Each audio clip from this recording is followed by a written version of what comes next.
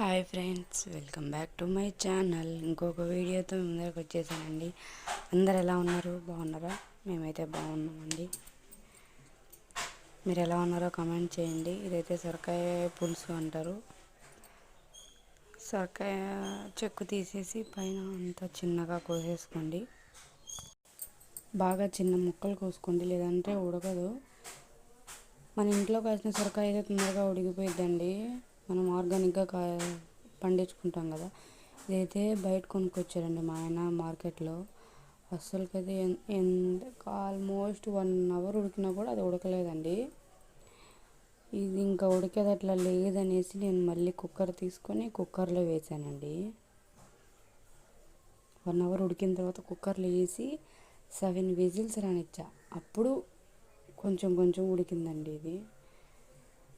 ఇందులోకి సొరకాయ ముక్కలు కోసుకున్నాక టమాటాలు,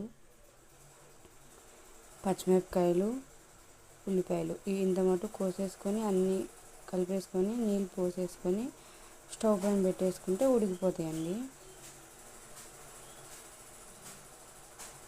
స్టవ్ వెలిగించి స్టవ్ పైన పెట్టేసి నీళ్ళు పోసా నేను తొందరగా ఉడికిపోయిద్ది అనేసి.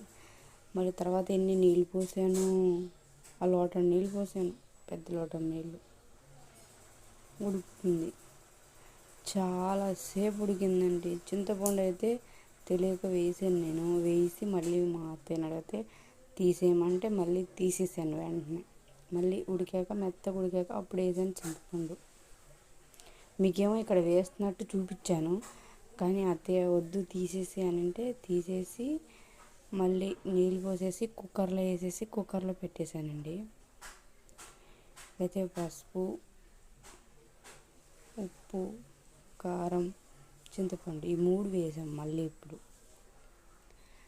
వేసి ఇంకా ఇది ఉడకట్లేదు అనేసి కుక్కర్లో వేసి కుక్కర్లో 7 విజిల్స్ రానిసిన తర్వాత ఎనిపేసాను. తర్వాత తిరగమాత పెట్టేసి తిరగమాతలో వేసేసాను. అలా మెదుపుకోవాలి.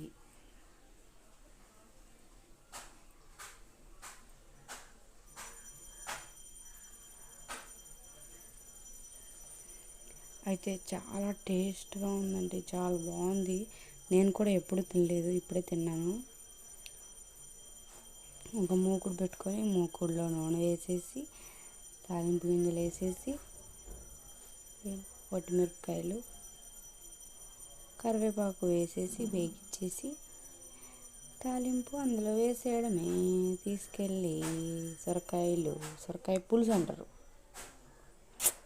చాలా ఉన్నాయి వంటలు తెలుసా, వెరైటీ వంటలన్నీ చేసుకుంటారు మాకేసి.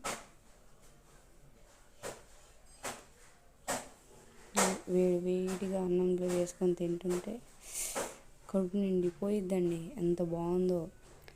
Please subscribe my channel, comment my channel. మా వీడియో నచ్చినట్టయితే లైక్ చేయండి, షేర్ చేయండి, కమెంట్ చేయండి. మా వీడియో ఎలా ఉందో చెప్పేసేయండి. మళ్ళీ ఇంకో వీడియోతో అందరికి వచ్చేస్తానండి. Bye bye.